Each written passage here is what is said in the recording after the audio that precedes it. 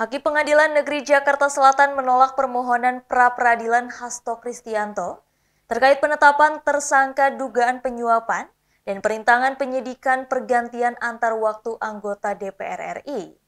Permohonan ditolak lantaran seluruh bukti yang diajukan Sekretaris Jenderal Partai Demokrasi Indonesia Perjuangan itu tidak relevan.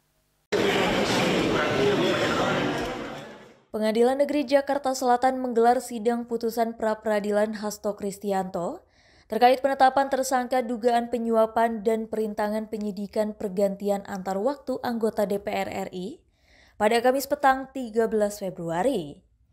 Dalam putusannya, Hakim Tunggal Juyamto menolak seluruh materi gugatan pemohon. Juyamto berpendapat seluruh bukti yang diajukan pemohon tidak relevan. Lebih lanjut, Juyamto menyebut seharusnya permohonan kubu Hasto diajukan dalam dua bentuk gugatan pra-peradilan. Dengan putusan itu, maka pengadilan memerintahkan proses hukum pidana pemohon untuk terus dilanjutkan. Juga menyatakan permohonan pra-peradilan pemohon kabur atau tidak jelas, menyatakan permohonan pra-peradilan pemohon tidak dapat diterima, menyebabkan pihak perkara kepada pemohon sebelum akhir. Kemudian diputuskan pada hari Kamis tanggal 13 Februari berulang oleh Juyamto Hakim Pengadilan Negeri Selatan Kasatwa khusus dan diucapkan dalam sidang terbuka umum pada hari dan tanggal hasil hari tersebut di Bandung dan Jakarta pada pengadilan pada Pengadilan Negeri Jakarta Selatan tersebut dihadiri kuasa pemohon dan kuasa termohon. Kemudian putusan sudah diambil, maka persidangan dalam perkara pra-peradilan nomor 5 atas nama pemohon Hasto Kristianto dinyatakan selesai dan Menanggapi putusan itu, kuasa hukum Hasto Kristianto Magdir Ismail menyatakan kekecewaannya. Ia menilai hakim tidak mempertimbangkan kesaksian 7 saksi ahli yang dihadirkan dalam persidangan sebelumnya. Menurutnya dengan gugurnya permohonan gugatan ini, kliennya akan fokus menghadapi persidangan pokok perkara di Pengadilan Tindak Pidana Korupsi Jakarta dan mempertimbangkan pengajuan pra-peradilan kembali.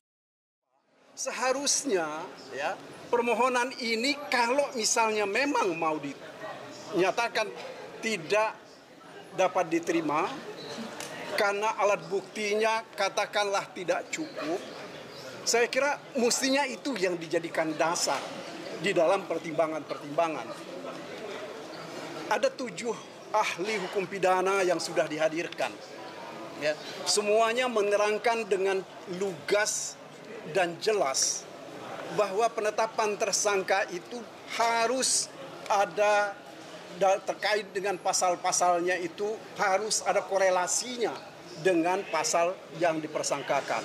Selain itu, harus juga dilakukan semacam bukti permulaannya itu harus substantif dan juga merupakan delik inti dari pasal yang dipersangkakan. Sebelumnya, Komisi Pemberantasan Korupsi menetapkan Sekretaris Jenderal PDI Perjuangan Hasto Kristianto sebagai tersangka dalam kasus korupsi berupa suap pergantian antar waktu anggota DPR RI periode 2019-2024.